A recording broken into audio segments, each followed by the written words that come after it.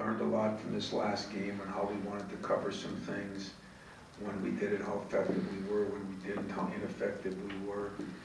But really the game came down to turnovers, and I think for the most part, a lot of our games are going to come down to that. We have to value the ball, and with Keith really playing, I don't know what his total was, 18 minutes, but really he played 12 straight in the first half and never really got into the game after that.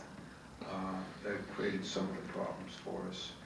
So hopefully we're going to build. We got to try to get, Keith back on track. We got to still try to get Denzel and Travis even a little bit better, and get gone in the game a little more, and Costello. But those things are going to be game to game, and that's where we're at. So, questions?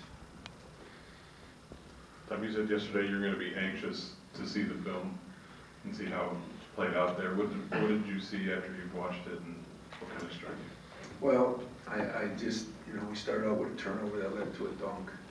I think 4 turnovers in the first half led to dunks and layups. That was disappointing. I thought our half-court defense was pretty good when we did what we wanted to do in it, but we couldn't defend the dunks. The foul situation, we wanted to try to keep them off the line somewhat. They still got their 20 times. We get 20 instead of 30. I guess we did a decent job of that. I thought we could have got the ball inside a little bit more than we did, and yet Nick's has 6 assists. And other than that, I'm not commenting on anything else.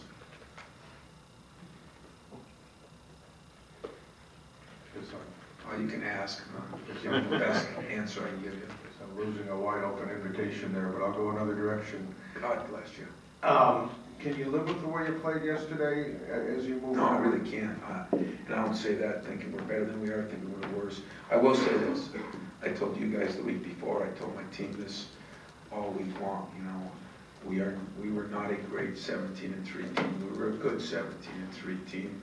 But I thought, some consistency was missing, some getting more than 1 or 2 guys to play well at the same time was missing. I told my guys after the game that we were a better 17-4 team than we were a 17-3 team. And that, isn't because of moral victories or any of that BS. It's because we did get more guys playing well. We did do some things we wanted to do. Fatigue and tiredness, I thought, resulted in some breakdowns, because we had some guys in foul trouble, not just Keith, but, we had Nix, we had Harris in the first half. So, a couple of foolish fouls created some of those problems, but,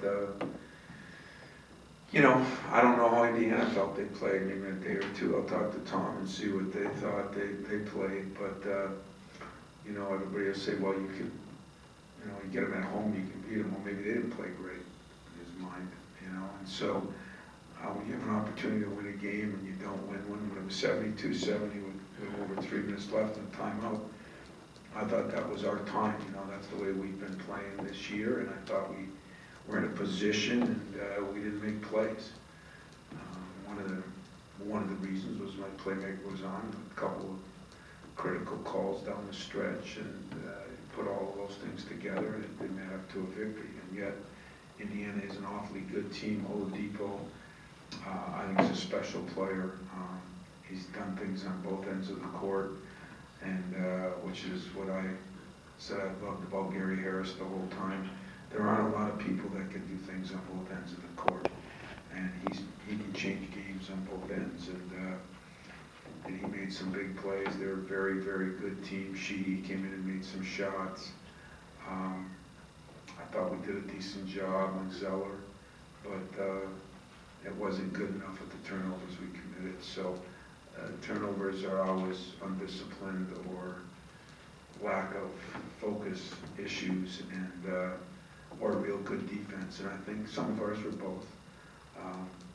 So it's hard to feel good about it when you lose a game turning the ball over 19 times. Tom, staying with Gary Harris a little bit, the crowd really got on him yesterday, similarly to the way they got on Dawson and Purdue a year ago, it never seems to work. I mean, Gary Harris lit them up, Dawson. The logic behind taunting another team's player doesn't seem to work. Would you ever tell the izzo1 to lay off a guy ahead of time so he wasn't motivated or anything? Well, I'm gonna tell the izzo1 to lay off with the vulgarity I've heard in the last couple of games. I mean, no insult to anybody, but I don't mind him getting on a guy. I think that, as I told Gary late in the game, I stood with him on the sidelines and said, you know, that really means, you know, they respect you somehow, or they respect your game. But some of the things are said are so low right now. But in our freedom of speech of America, and you know, I mean, what do you want me to do? Tweet them to tell them to settle down? You know, I feel for his family is the only thing. But I mean, that's probably that way. You know, I'm going to encourage our people not to be that way. But I think my favorite story on that is when some of you were around when we played Iowa back in the day, and who was the coach from Iowa? Why am I forgetting his name? Davis? Before him. Raveling. When George on Valentine's Day had his player, as they were introduced, they had to bring out a big Valentine's Day card for Scott Skiles. And his theory was everywhere he goes, they boo him and they yell at him. And on that given night, we're going to treat him nice and see if it helps. It didn't, but I thought the logic was pretty good, you know. And so when he came up to shake hands, he gave him a Valentine's Day card. I thought that was a pretty good idea, so I might try something. He did have educator on his nameplate on the door to his office. Really? Instead of coach. I don't have mine.